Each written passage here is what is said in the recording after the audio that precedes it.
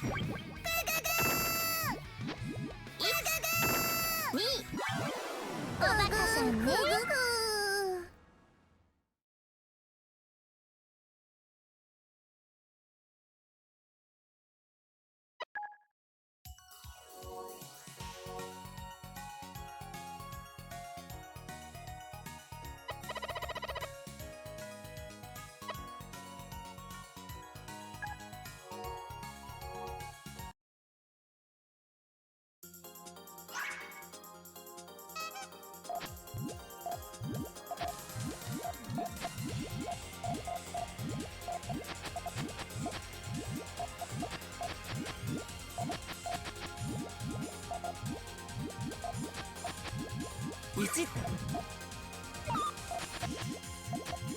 1 2 3 4 1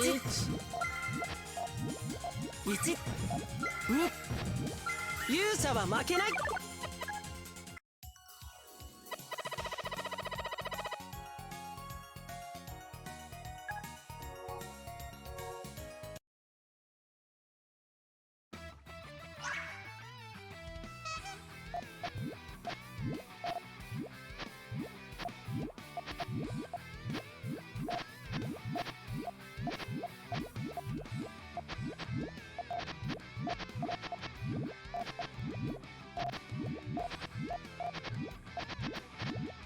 バーニングブレス。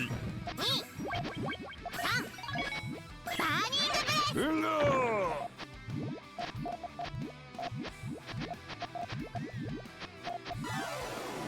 実験大失敗だ。実力が違うよ。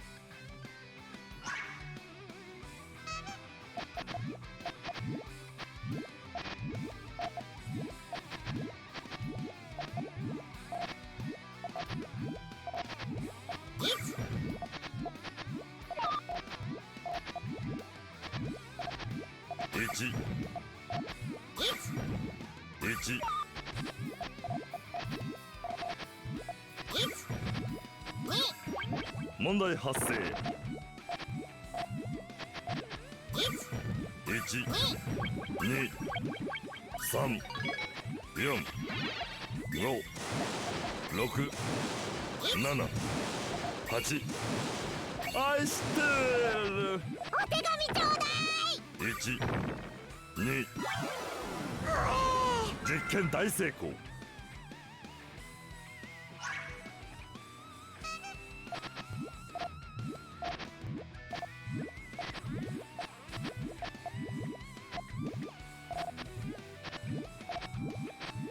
1、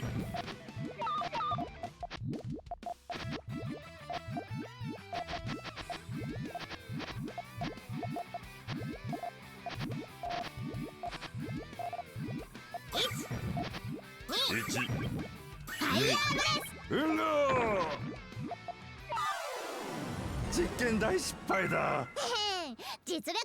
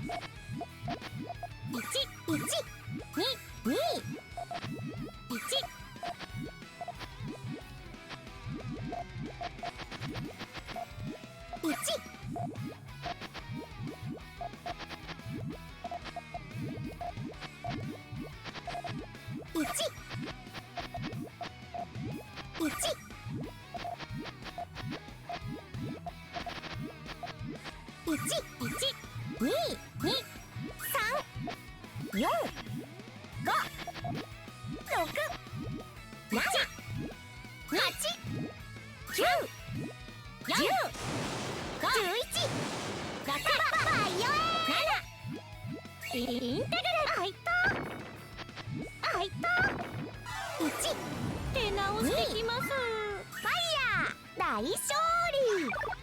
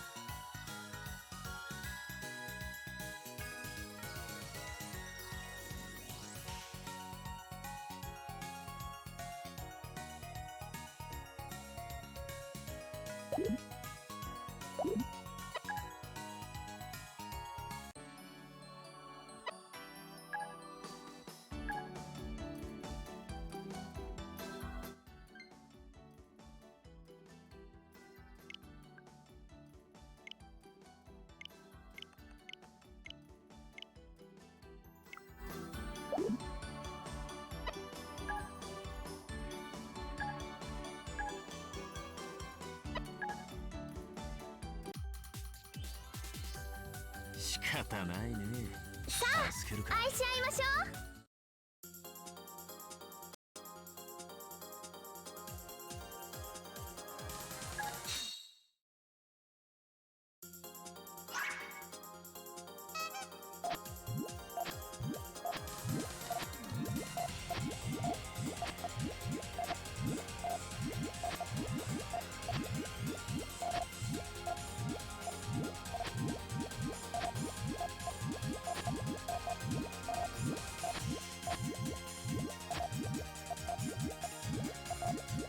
1、1、2、2、エミッ3、ション。4、5、6、7。レギオーレ。1、キャー。及びませんでした。よーし、終わった終わった。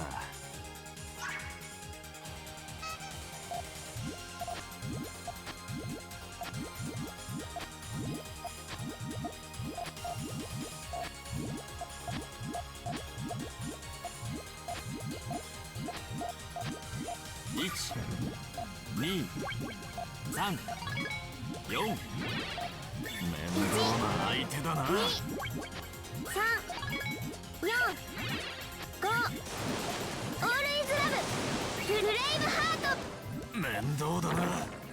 面倒だな。力を抜きすぎたか。またお会いしましょう。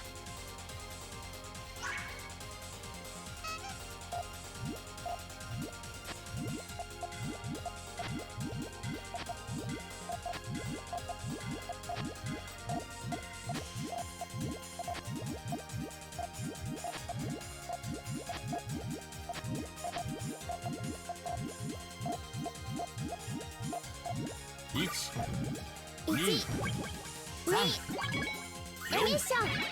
5、 1、 6。 2、レギオーレ。 1、2。エミッション。キャー。キャー。及びませんでした。よーし、終わった終わった。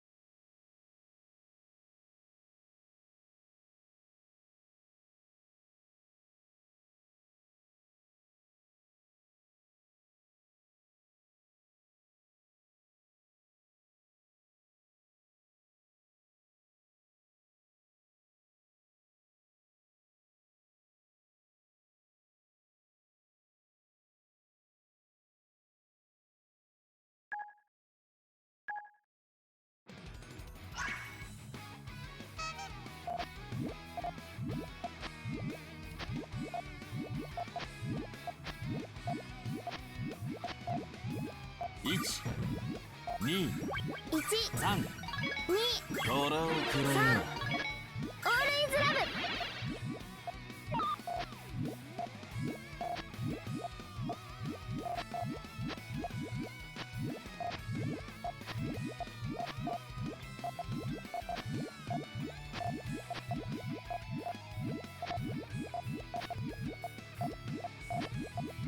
1、2、 1、3。 2、オールイズラブ。 4、5、6。 1、レギオー2。キャー。及びませんでした。レ。よーし、終わった終わった。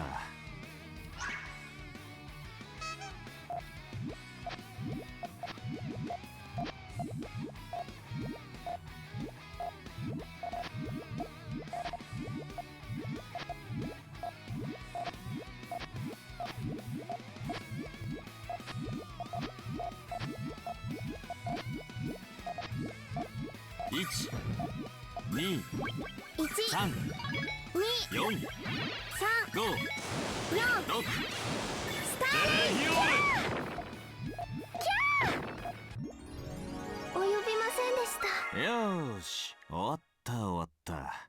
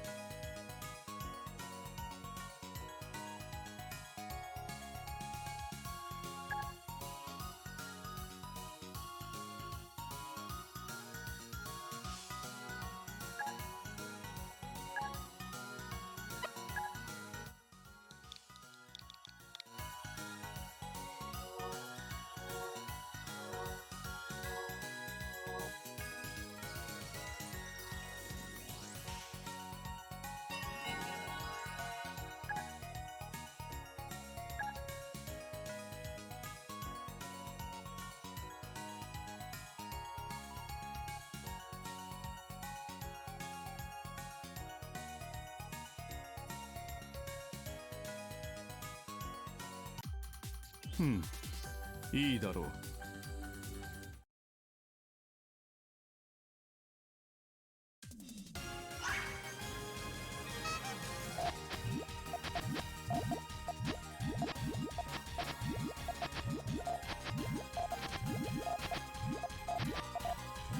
1、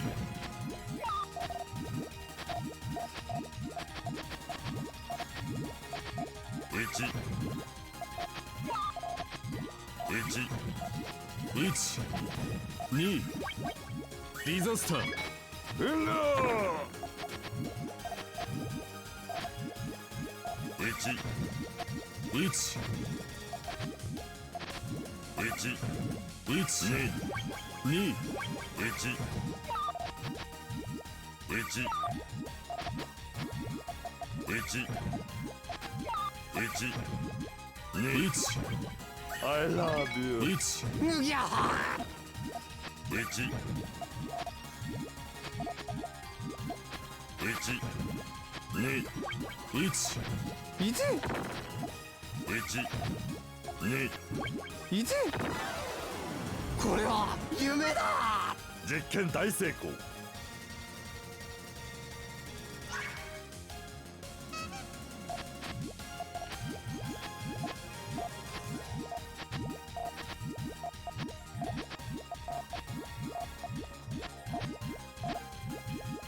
1、1、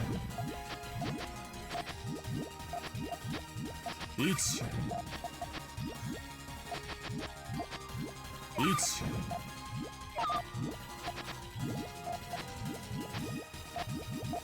1、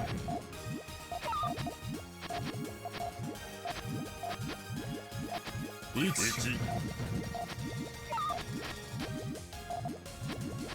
1、 1、2、 1、2、3、 1、 4、5、6、7、8、9、10。愛してる。これは夢だ。実験大成功。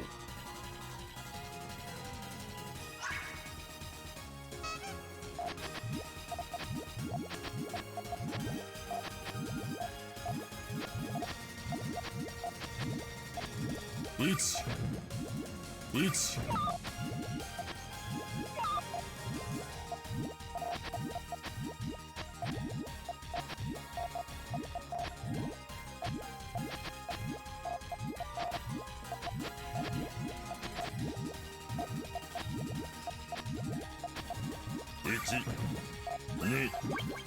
3 4 5 1 6 2 7 3 8 4 9 5愛してる7むぎゃはむぎゃはこれは夢だ。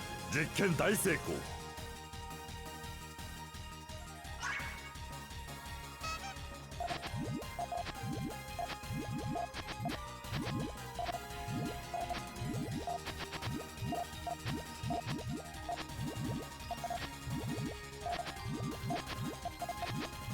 1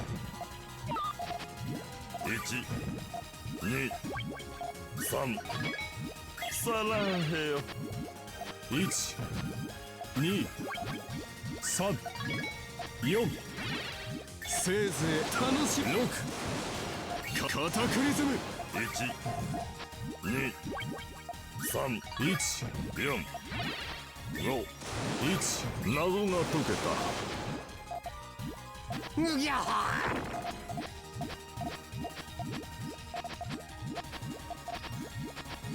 1 2 I love you。 むぎゃはこれは夢だ。実験大成功。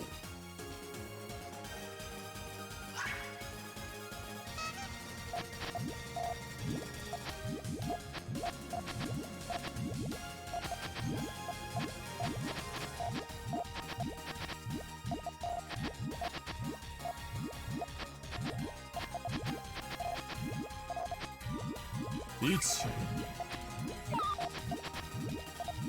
1 1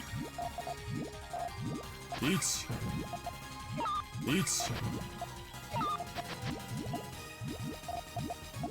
1 2 1 3 2 4 3 5 4 6 5 7 6 8 7愛してカタクリズムむぎゃはむぎゃはこれは夢だ。実験大成功。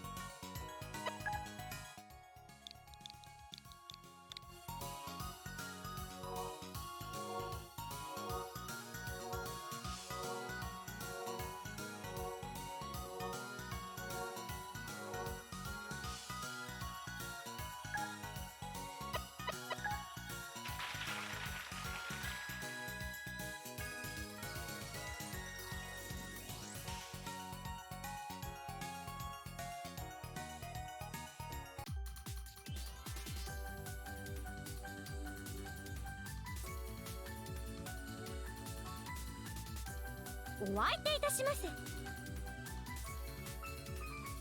やるのか。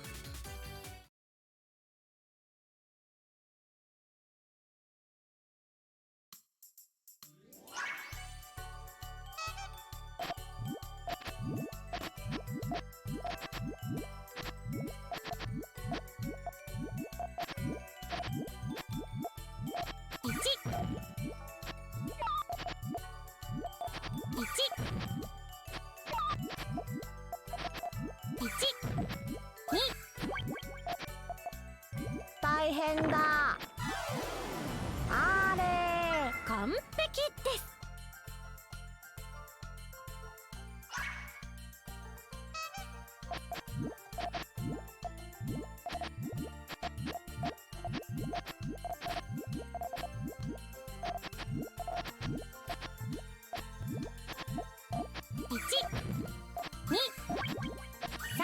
1、2、3、シアン。1、2、サイン。いった。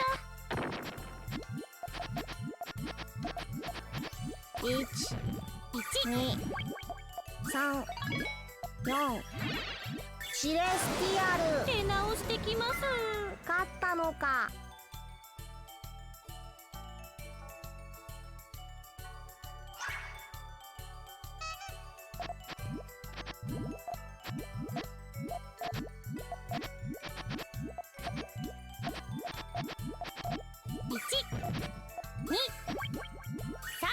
大変だ。1、2、サイン。1、大変だ。あれ完璧です。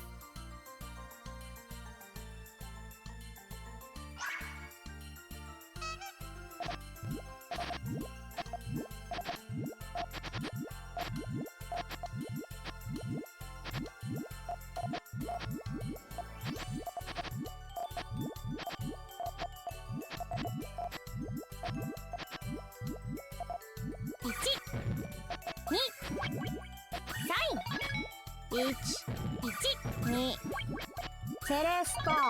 4、シレスティアル。2、サイン。あ、いった。1、2。出直してきます。勝ったのか。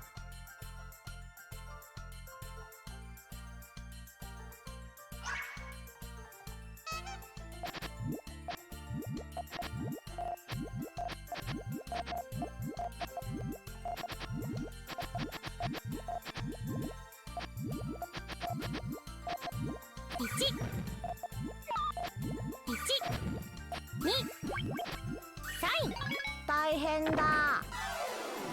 あれ完璧です。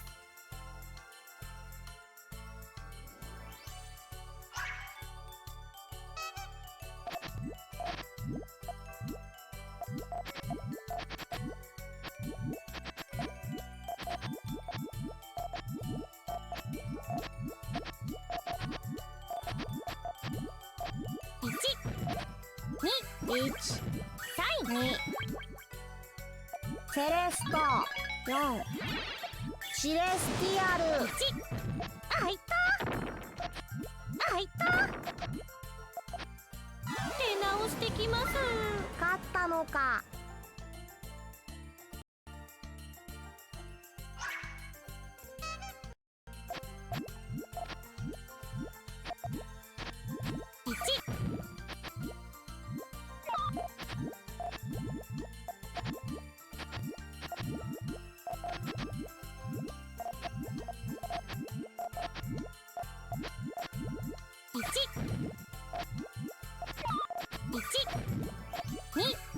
1、2、3、4。シレスティアル。出直してきます。勝ったのか。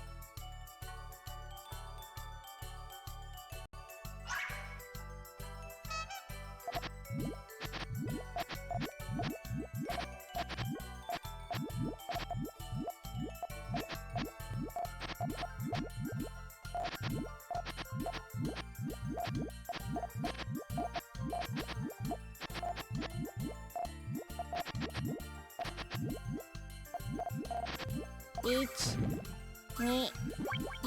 アシットサイン3、4、5ラピスラズリあいた出直してきます。勝ったのか。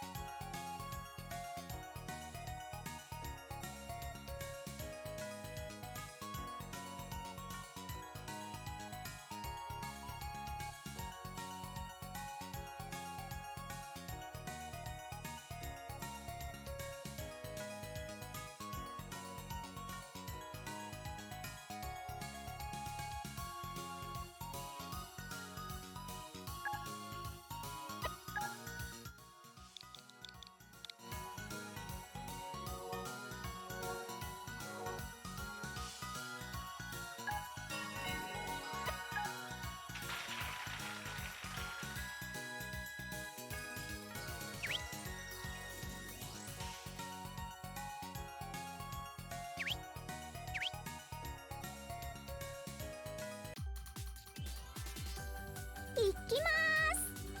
私はいつでも構わぬぞ。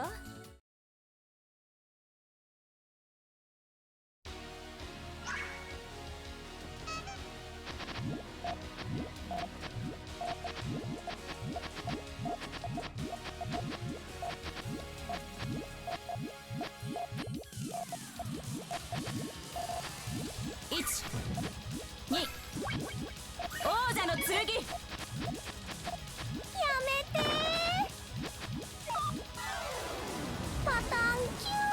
ご苦労であった。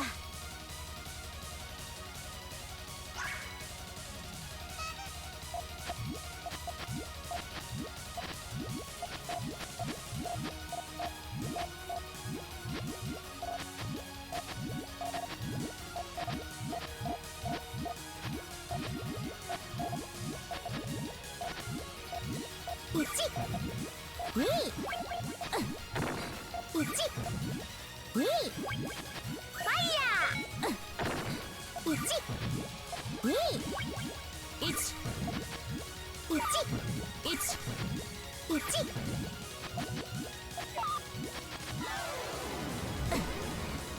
退却する。大勝利。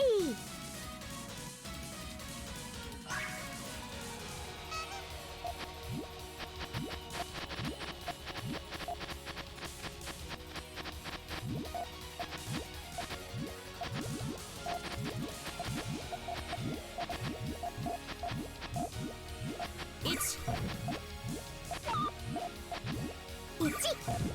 2、3、アイスストーム。なんだと退却する。大勝利。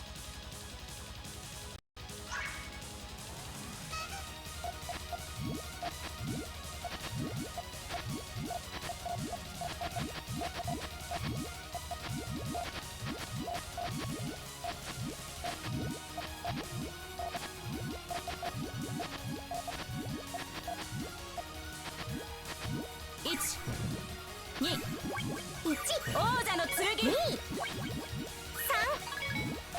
それブレインダムド。なんだと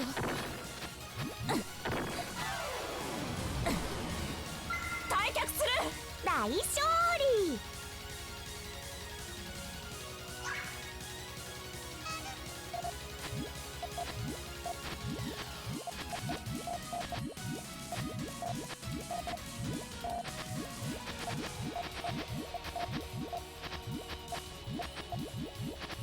1、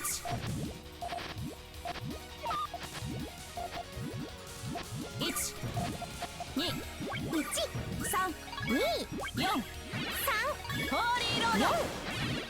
それ6、10ゲーム。退却する。大勝利。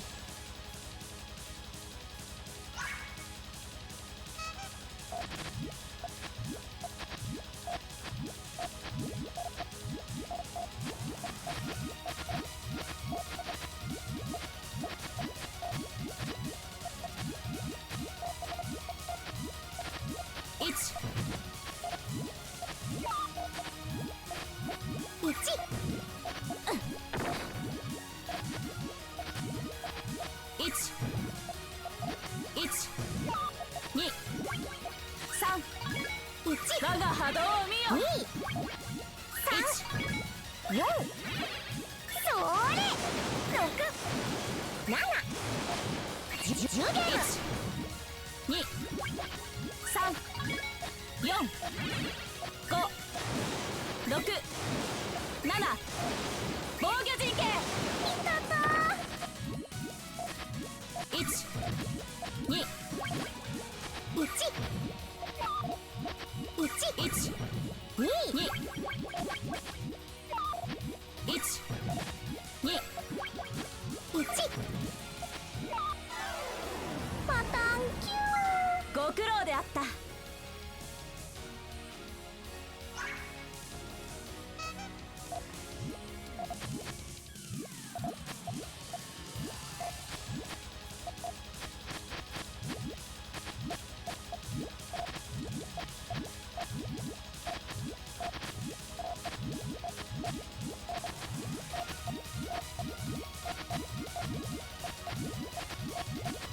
1、2、3、4、5、1、10ゲーム。3、4、5、防御陣形。1、1、2、2、3。アイススターやめてー。いたたー。1、2、ご苦労であった。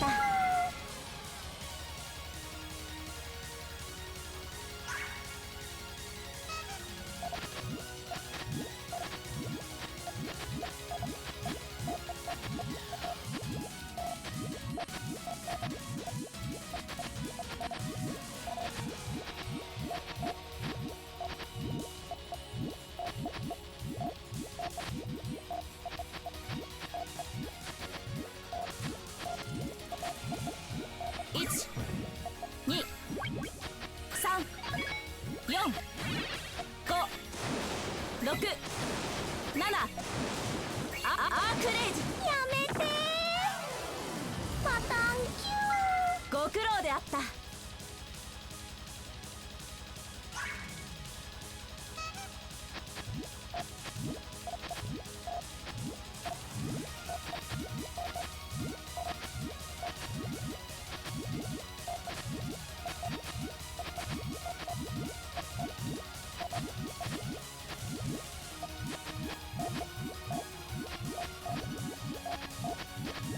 1、2、1、2、ファイヤなんだと。退却する。ー。大勝利。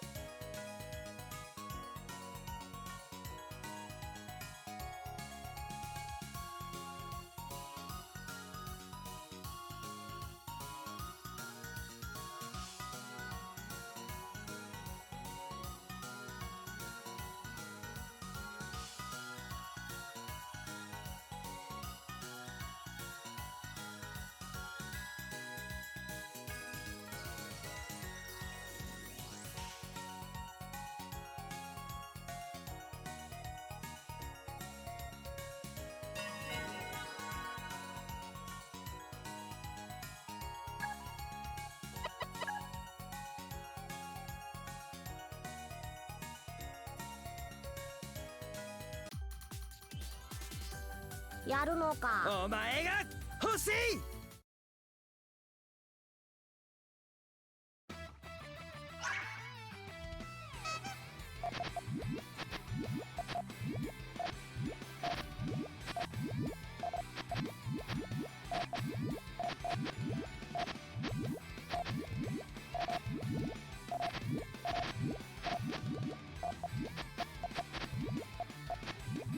1、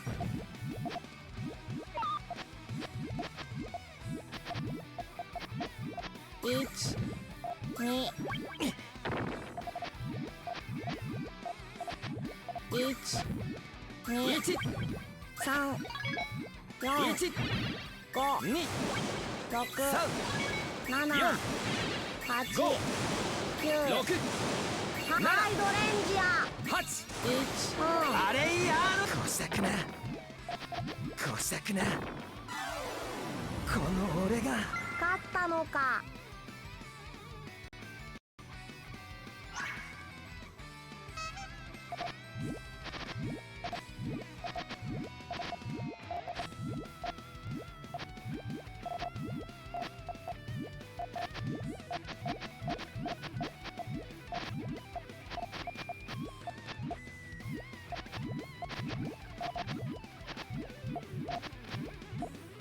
1、 1、2、アシット。 1、こしたくな。この俺が勝ったのか。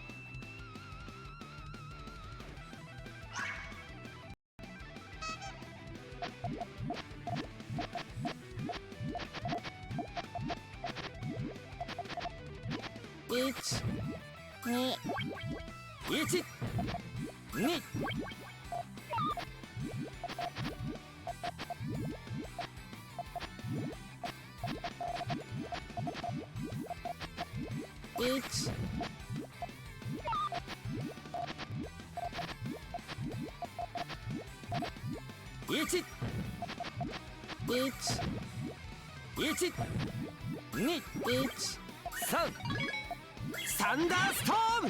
1、2、3、 1、 4、セレスト。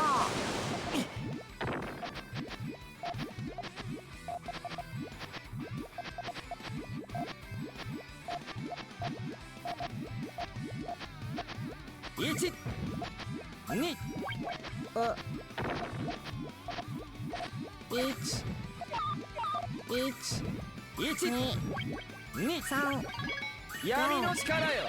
シレスティアこル。したくな、こしたくな。この俺が勝ったのか。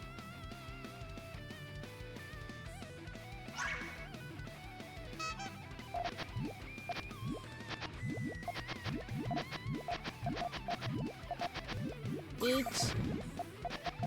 1、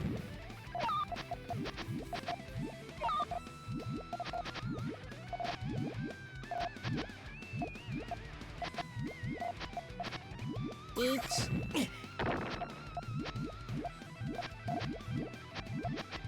1、 1、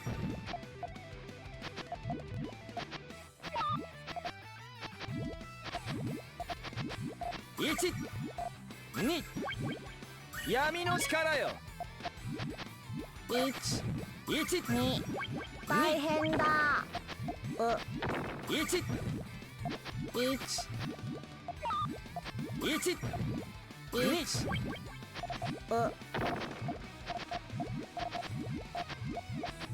1、2、3、4、スティンシェイド。あれ勝負あったな。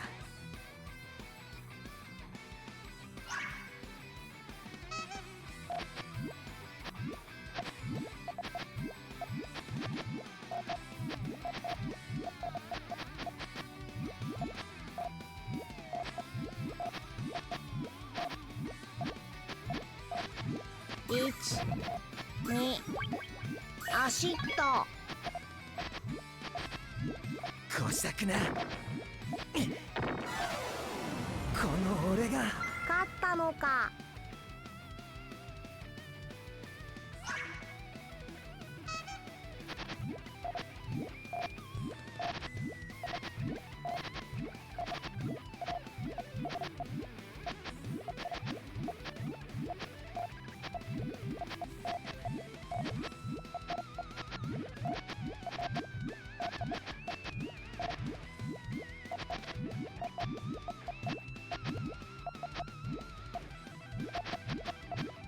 2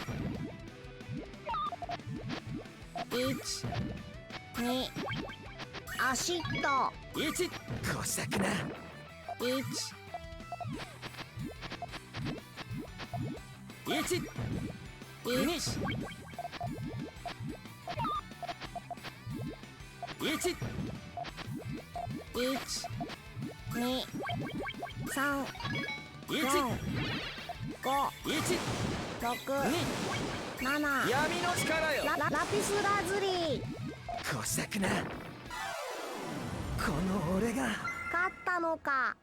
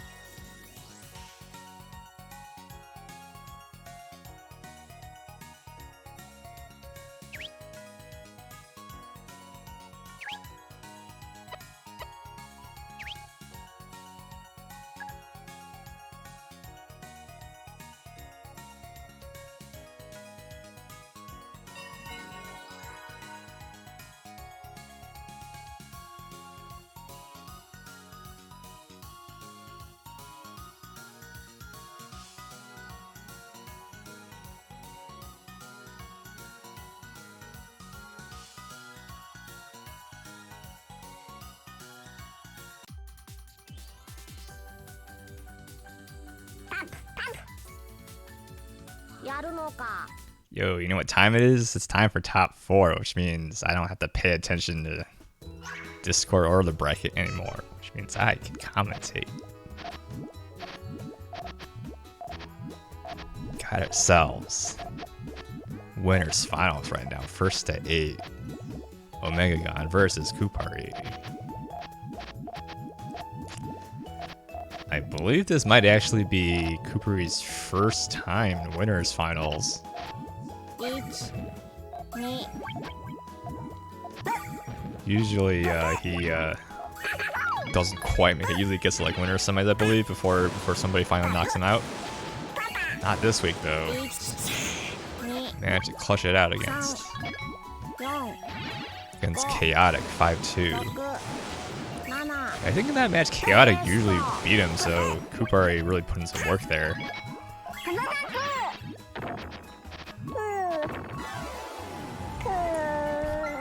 Let me know if you can hear me alright, if you can hear me in the background game audio.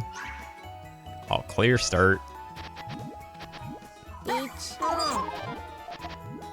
Who's got the better? We both are doing the whole counter on the left side. Moving on to the slightly slower, you can see he's kind of having to dump a few pieces off to the side. 1 Both players just, you know, not incorporating that all clear bonus into the main chain, just letting it go. You can see over here, Omegagon couldn't quite, he had difficulty building that holy counter, as a result he was forced to fire his chain off early, 6 which gives Kupari here a chance to win, and he gets the clap back on the counter. His chain was slightly more stable, and as a result he was able to come out on top in the big chain battle.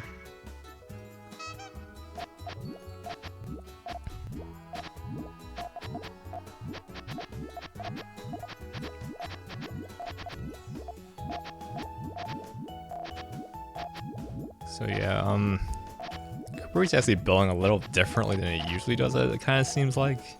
Usually he's kind of like the way I like to describe it is that he's somebody who builds Kupari ice strategies, but like in real life. But so far his chains seem a little more traditional this time. Ooh, Omegagon. Not able to seal off Cooper. You can see he kept trying to do these small 1 and 2 chains to try to kill Cooper after that first assault, but couldn't quite get there. Kupari manages to dig down his main chain. Now up 3. Now this is a first to 8, so anything could still happen. Still quite a ways to go for the winner of this winner's finals is decided. Kupari with a modified Sullen GTR on the right. So Omegagon will actually like he will observe you and attack you if he thinks that your chain ain't worth anything. So there's a 2 chain from Omegagon. You can see right there. Kupari forced to set everything off. This is an 8. Kupari only a 7 from Omegagon. That's not going to be enough, especially in that column 1. Might have been able to survive that with a couple of digs, but not with such a high stack next to the X. 2 attacks. Kupari now halfway there.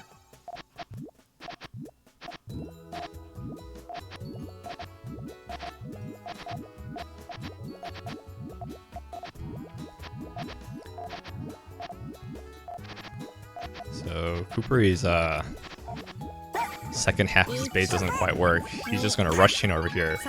Seems like Omegagon sensed that and he's just gonna rush chain himself. 7 chain beats that 5 chain and he gets the all clear just to add insult to injury. Finally on the board. That was just, perfect attack from Omegagon right there. Exactly how much he needed in order to counter Kupari's chain right there. Solid chain from Omegagon once again. Using a long GTR strategy. And this is kind of where Kupari struggles if he builds non-traditionally. It's a lot of isolated Puyo that really hurts his efficiency. And Omegagon just thinking, okay, I think Kupari won't be able to finish the chain in time. This is going to be a big 10. Kupari not able to find an answer. No draws to help his main chain. Omegagon crawling ever closer to tying it up.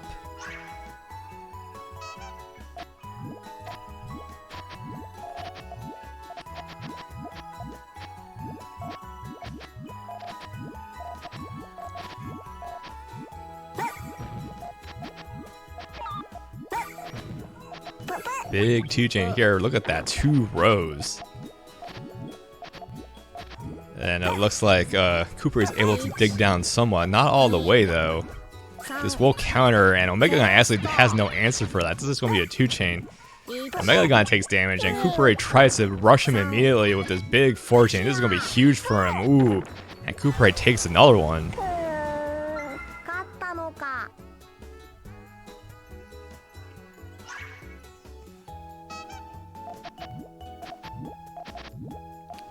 Kind of a modified front stacks into sodomy stacking Kupari's side. You'd love ? To see it. Omegagon with I don't think Omegagon's chain works without you can see all those ways of Puyo in column 6. Counters with 3. Kupari's right, main chain over here. This is gonna be a big counter. Omegagon needs to find an answer here. He's going to have to do a counter chain over here. He sees it. No purple over there, though. He's not able to get the counter off in time. Not enough. Kupari now 2 away from cementing his place in grand finals. Omegagon's going to have to change his strategy up.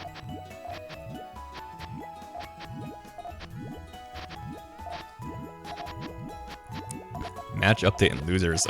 Scholar just beat Kyobi 5-2. So we will have Scholar versus Chaotic up next. And loser semis.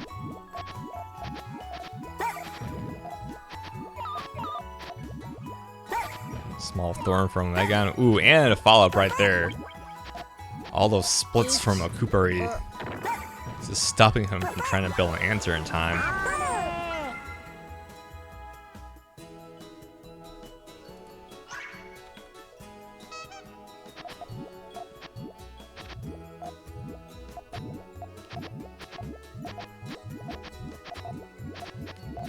Very different chain from Megan right here. He was, I believe, Megan usually just is like a a textbook sandwich player. But he's building quite differently. Ooh, where's the yellows? Come on, Omega, he got the yellows in time. This is gonna be a big, big chain. Look at all his power. 6 double with extra power on that. Look at that. That sent a star. This is only supposed to be a 6 chain. Usually you only see stars for like 8s or 9s. That just shows you how much all that extra power adds. The total amount of damage you do.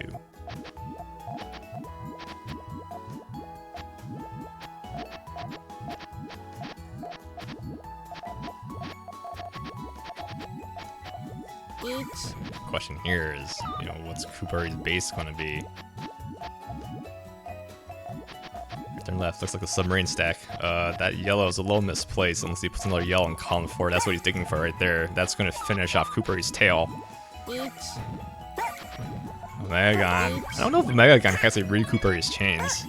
He might just be thinking, just let the big chain off and hope that Kupari doesn't actually have a main chain ready, but I believe Kupari is actually ready here. Not quite. I think that yellow might have set off. Not 100% sure. I wasn't paying attention to his transition.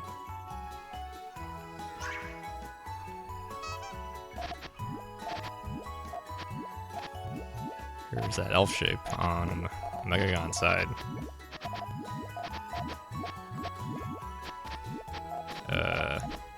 Does that chain work? Yeah, it does. Very strange chain Megagon. Sets off a 3 chain. 3 chain counters it off. Megagon's got a gaping hole. He's gonna need some time to fix his chain in order to make it a full chain again. Cooper in the meanwhile, well, we'll see what happens. Not quite sure how it's supposed to work. Might be just setting this 3 chance to see what happens. That 2's not going to do anything against that. Actually helps him Megagon a little bit. Green is triggered. Uses that extra garbage to get some extra time on that. Could have actually set it off with that next yellow green, but just want to make sure he got that extra time off. 9 chain, 10 chain from Megagon, and he ties it up 6-6. And all of a sudden, Cooper's lead now completely nullified. It's a 1-2 now. We're playing ranked.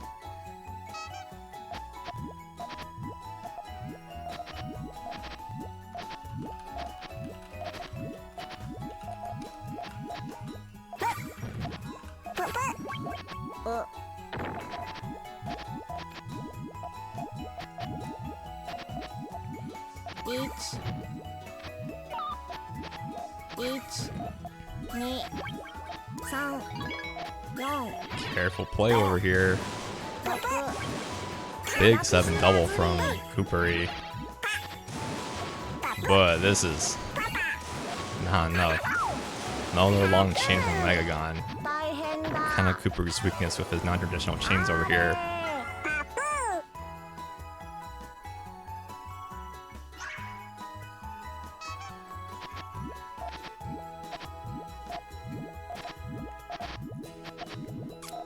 Begs the question how these players are going to adjust to each other's strategies. You saw Kupari starting to work a couple attacks into his play. Ooh, big 2 triple right here. Kupari has no answer to that. And just like that, Megagon takes it 8-6. That was like a 6 straight matches in a row won, I believe. Jeez.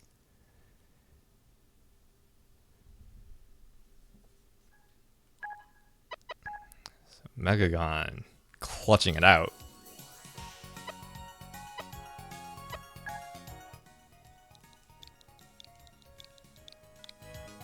Sending Kupari into losers finals to await the victor of this match we're getting into right here.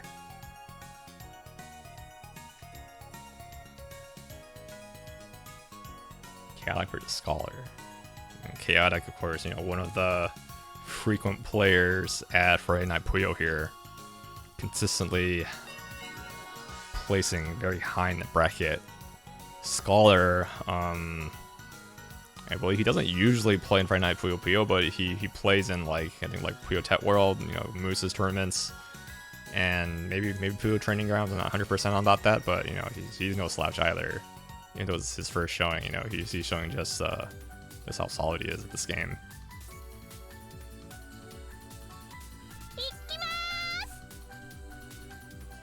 ちょっとやるか。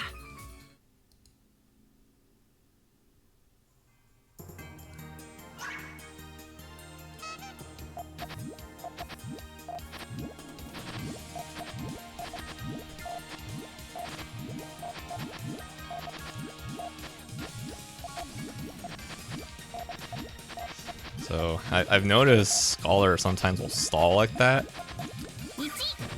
I'm not sure if he's thinking or if he's just, you know, watching the other players see what they do. Working out for him. He's building these pretty solid chains over here. Small 2 chain just to see if he can fish out some damage on Chaotic, and he does. Gets the Okie Dokie Fire of his main chain, but ooh, he has to sacrifice a lot of power for that. Chaotic not able to get the fixed first chain, stopping out of 5. Scholar takes the first point in this set. 勝っちゃった。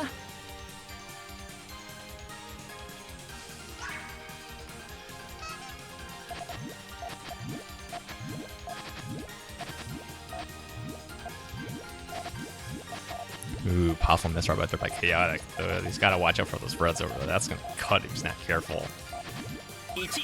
Scholar maybe seeing that, trying to put in some garbage on the Chaotic side of the board, just to force him to put reds in inopportune places. Chaotic cleans up his board to get rid of that red conflict, forces Scholar to the side of his main chain.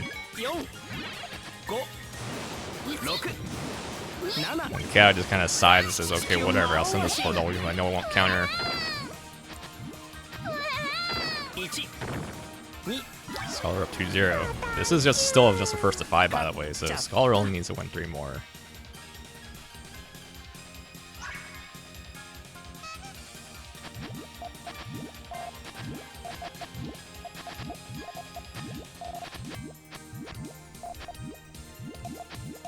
Very long Delta GTR over here. I think leave a actually nicknamed Delta GTR Delta Rune. Of course, it's not based on Toby Fox's game. It's actually based on the player Delta, one of the Japanese players. I believe he's actually a pro player. He's either pro or he like very consistently places pretty high in the non-pro tournaments. But either way, it's kind of quote unquote, you know, his chain. Lots of extra purple. Scholar once again think about what to do. The extra amount of time. Let's Chaotic attempt to attack him. No dice though. No bueno.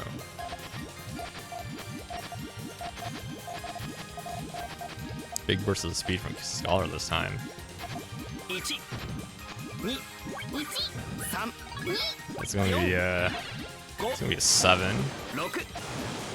Yeah, it looks like that's gonna be having 8 or a 9. Easily counters that. Scholar unable to do anything about it. Chaotic finally on the board this time.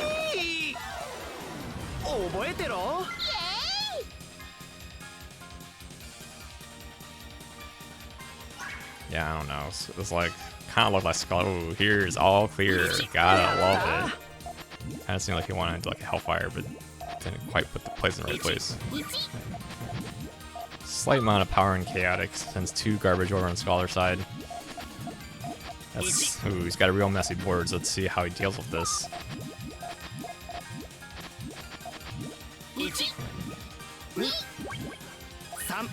That's just gonna be almost an all-in chain right there. 4 chain. Chaotic just has no answer to that, but he's got plenty over in column 4, which will let him possibly dig down.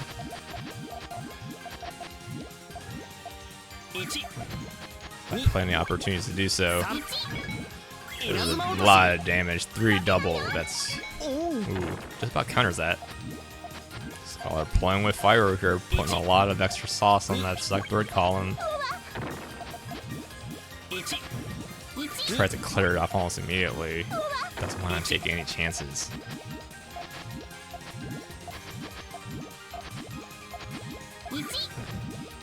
Big 1 chain. Big 2 chain. Scholar finding his outs rapidly decreasing. Just 3, takes 1 damage. That's gonna be a 1.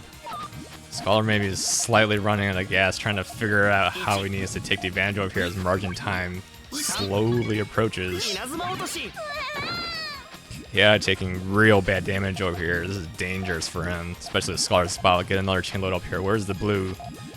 Wants that blue to load up all this extra damage over here. It's gonna be a 4. That 3 is not going to beat it. 4 chain sends almost 2 full rolls of garbage over here. This might be the end of row for Chaotic. No extra greens over here. See, no ghost row opportunities. Now Scholar 1 away from making it to losers finals.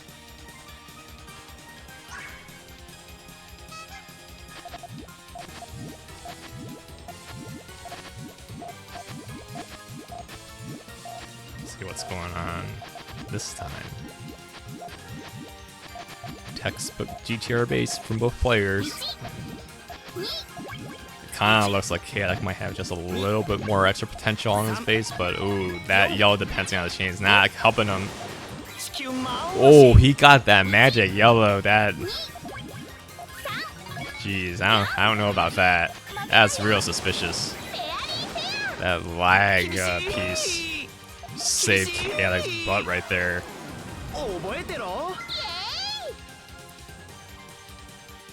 Got the exact piece he needed just in time. Let the game bless him, saying, "I don't want you to lose just yet."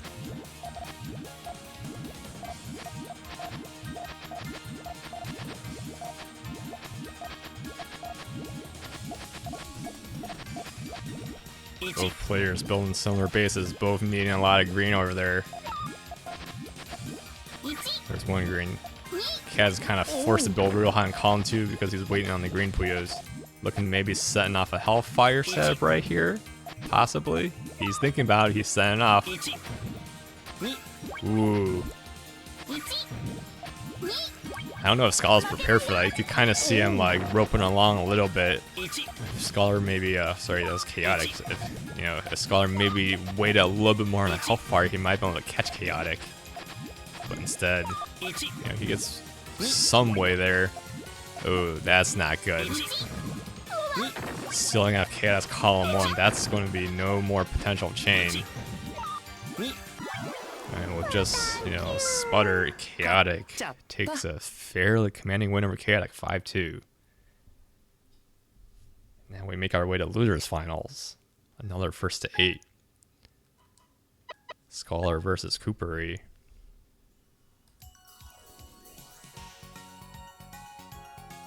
Yeah, and so both of these players here were on different sides of the bracket, so they haven't fought each other yet this tournament, so we'll see who will come out on top.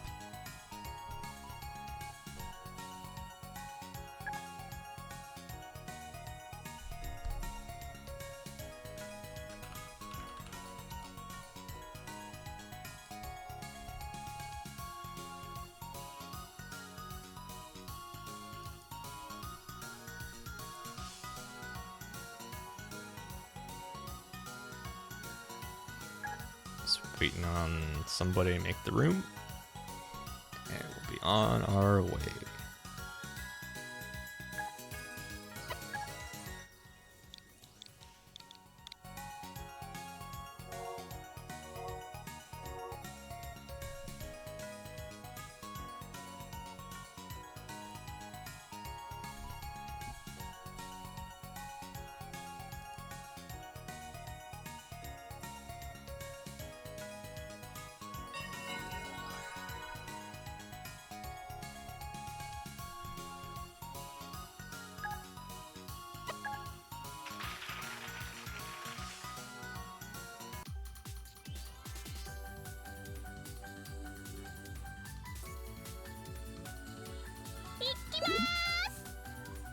しくてよ。 Oh no, don't choose this. Don't choose the squirrel, thank you. やるのか。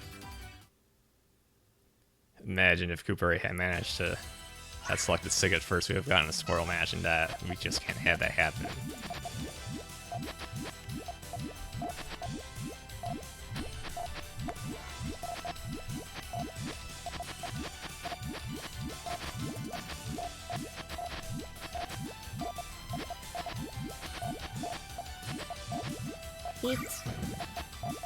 Cooper not quite ready for that. He wanted some extra yells in that 6 columns to extend his chain further.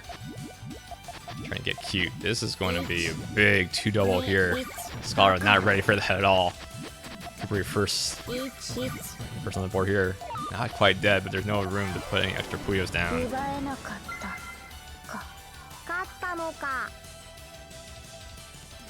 I think it's always interesting to see what kinds of strategies players employ. Sometimes you'll get these like big chain battles. Sometimes, you know, matches are just decided with harass. You never quite know which one you'll get depending on who's playing. This is a real bad shape of Scholar then. He needs a lot of greens, a lot of blues, and a lot of yellows in that first column. Cooper trying to push that. Trying to make sure that Scholar doesn't get the pieces he needs to finish off his first column. Ooh, that's going to be it almost. Cooper getting the okie doke. This is going to be the final chain over here. Scholar not able to finish off that GTR. That's probably the biggest weakness of GTR is that you gotta spend so much time setting up that extra bend over there. If they're able to attack it successfully, then you know that's just GG's.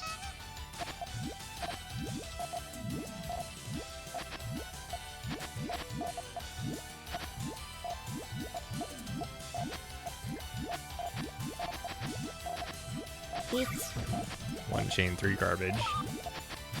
One chain 3 garbage. One chain 0 garbage. One chain 2 garbage.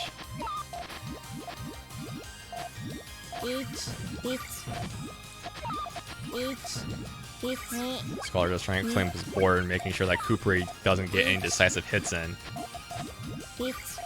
Ooh, Scholar didn't see the conversion order to get to the second transition. He just rushes his chain instead. Cooper going to get a full chain over here. And if only maybe Scholar had been a little bit more patient, he would have been able to extend that further. Instead, he's going to take a 9 chain with the face over here. Not able to build the second chain with the state of his board. Cooper now up 3-0. 勝ったのか。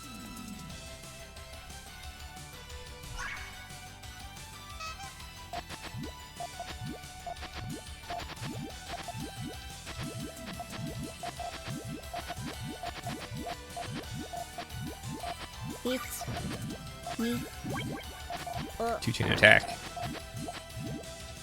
Can't actually figure out what Cooper's chain is over here. It's ooh. That did actually work out. Dang. Maybe Scholar didn't actually see that. I thought all that extra junk on column 1 was just like whatever, but it's actually part of the chain.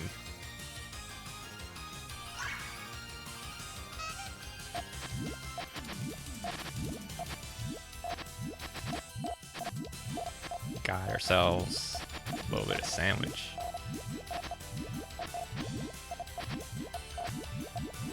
Ooh, this looks like a lot of misdrops on Scholar's side.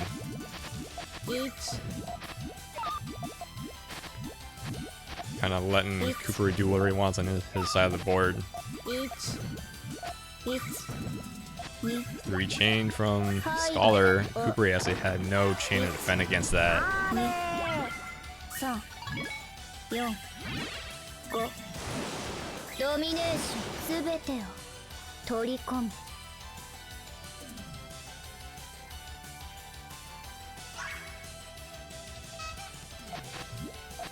Dude, Cooper, I believe Cooper actually started with Fever.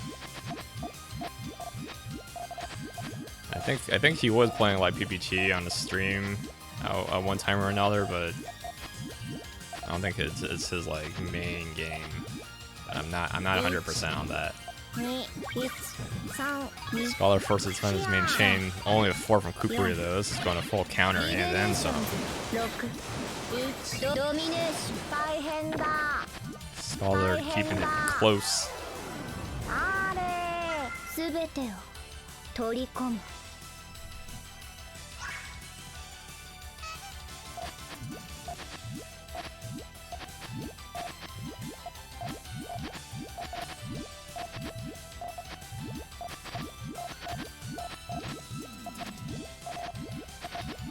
1、2、 3 chain.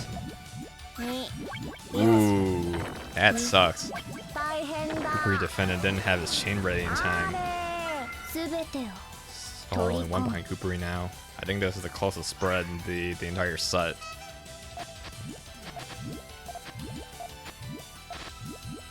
1、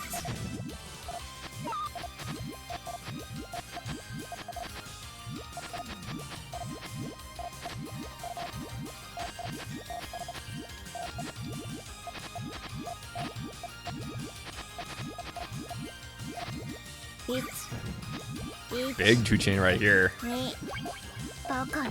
Scholar not ready, but he's able to dig down slightly. This is going to be enough to keep him alive for just a little bit, especially with that piece combination. Ooh, if Scholar had only maybe tried to dig down again, he might have lived, but no, he decided to try to extend fruitlessly. Giving Kupuri another win. In a very different situation if he had just dug down just slightly. This time though.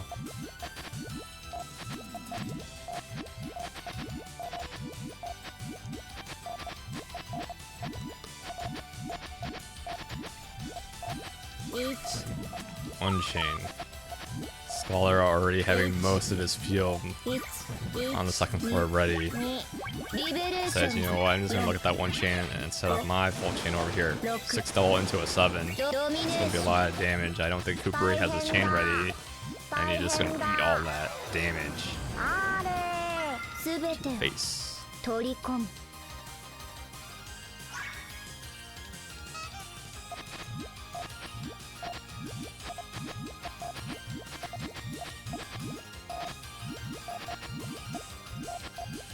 Technically a late GTR by Kupuri.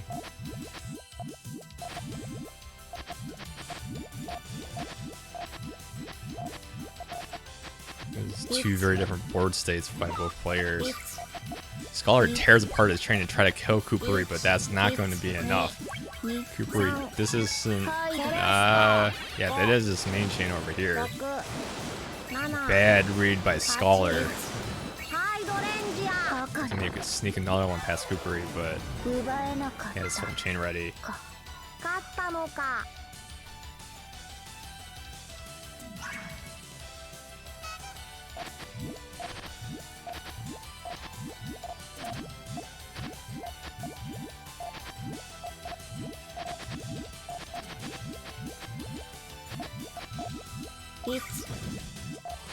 Scholar maybe think about a Hellfire setup over here. Here we go, 2 double. 2、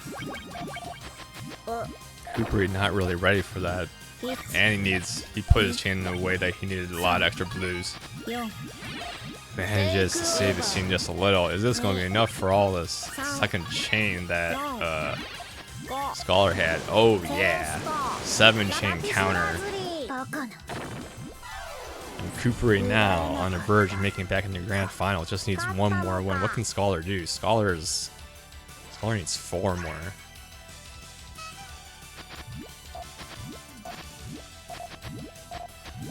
We need to get slug folding like Kupuri. First column. You love to see it.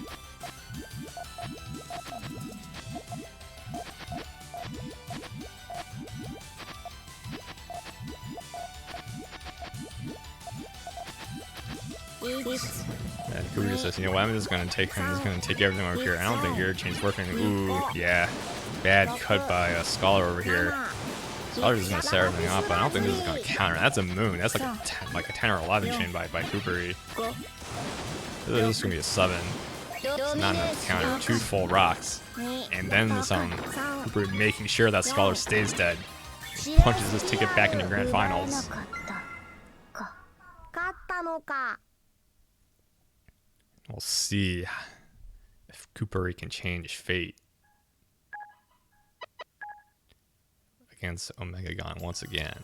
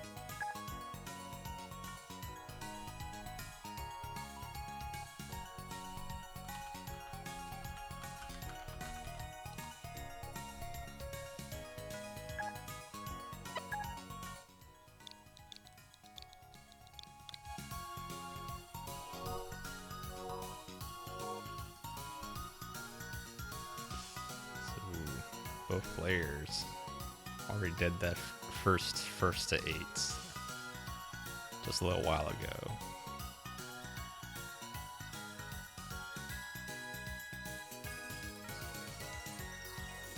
We'll see how Omegagon plays differently this time.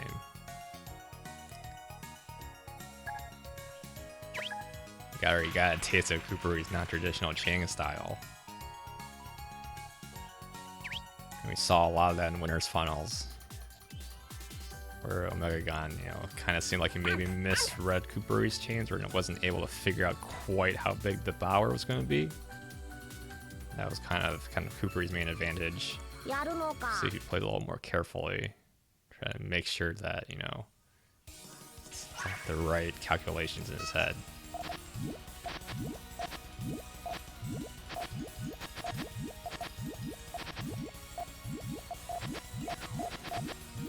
Good use of those reds and greens by Omegagon. You can see him kind of weave that around into his chain. First and second columns. Taking damage over here. Okie doke by Omegagon. Bringing further down. 3 chain. With that very clean follow-up attack from Omegagon, making sure that Cooperi just never was able to dig down to his main chain. Very convincing first game over here in this Winners Finals. And of course, since this is double elimination, Cooper needs to both reset the bracket in order to win this, while Omegagon only needs to win this first to 8. It's a very uphill battle for Cooper over here to take the crown at this week's Friday Night Puyo. 1v1.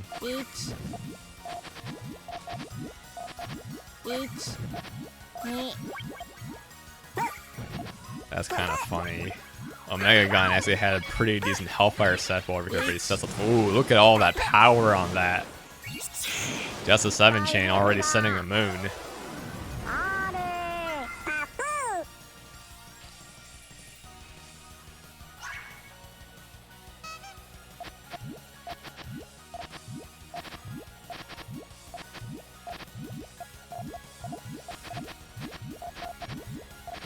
Maybe an all-clear setup by Omegagon. Ooh, just a little off, but that's just like a huge chain. Cooper is struggling to find a footing in this Grand Finals.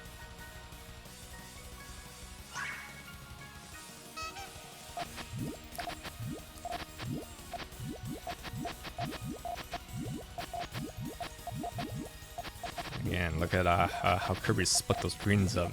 Really cuts down the number of options that he had to extend this chain. Able to get a submarine off even when that's going to power. Tries to defend that for 2. Still going to... No, doesn't take damage from that, but, you know, wasn't the ideal outcome.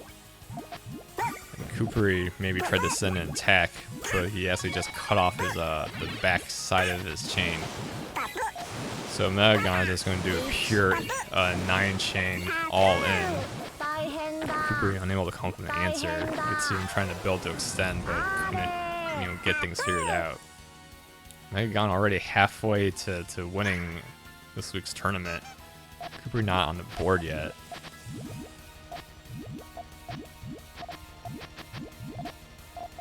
So it's kind of in like almost all these games. Well, Megagon has done follow-up chains and never really fall attacks. I mean, there was that one, but that's because it looked like Kupari messed up the back of his chain. So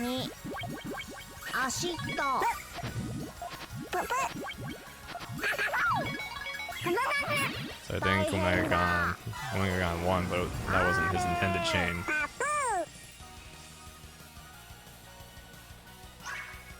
Kupari needs to find an answer over here.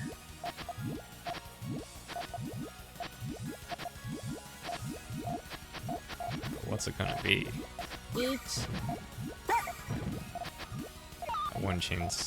One garbage roller, not gonna do much.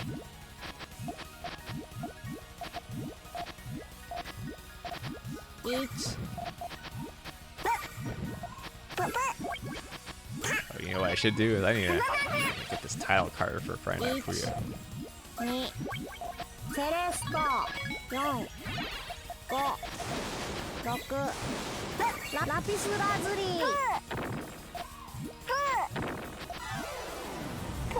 Kupari finally able to get on the board. Still a long way to go though. Ooh, misdrop by Megagon right there. You can kind of tell because he never builds like that as an opener.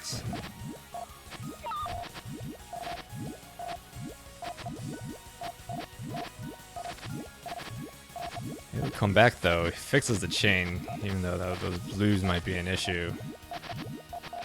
Waiting on a lot of greens. That's rough. Kind of fixes his chain. Couldn't really get that third 4 going there, but that's might be okay. And Kupari's third 4 also running into space issues, cutting in an unfortunate place, giving Megagon the win.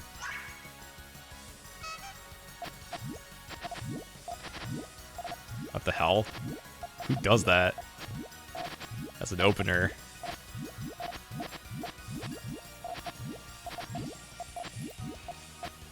Megagon in chat saying it wasn't a misdrop that last match. Look at that rock over there, jeez. Really good confirmed by Megagon, not giving Kupari the chance, and he's looking like really solid in this grand finals.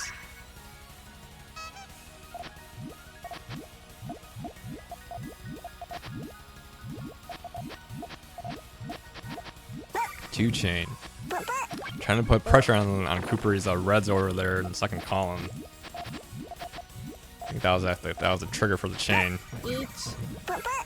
And Kupari trying to dig down against all space. Megagon saying no, not this time. Big N-O. Thorn. That counters. Where's the blues? Here's the blues. There's going to be a 2-double here. Kupari still not able to find an answer. Running out of space here. No blues. Not able to rotate over. And Megagon takes this in convincing 8-1. And he is your winner of this week's Friday Night Puyo.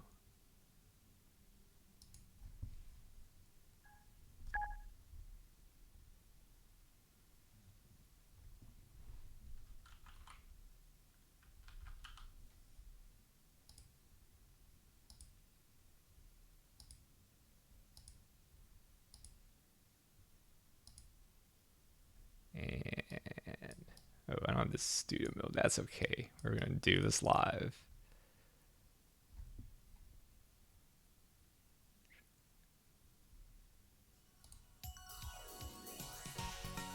So we stream this basically every week.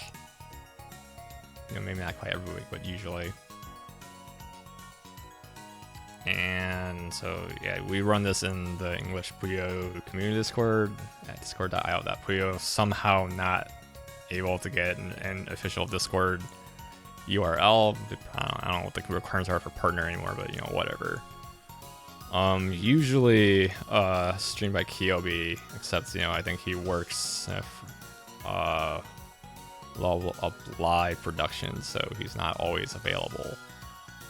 Secondary streamer is PX, but I think he's busy watching Final Fantasy 14 crap right now, so, you know, shame on him for not streaming. But that's why I'm streaming today. I'm your host of this tournament, as well as the tertiary streamer in case none of the first two can make it. Thanks everyone for watching, and we can see you next week, or maybe sooner, because I actually have enough followers to make affiliate now, so I need to get those other requirements. But we'll see what happens. Alright, thanks everybody, and we'll see you soon.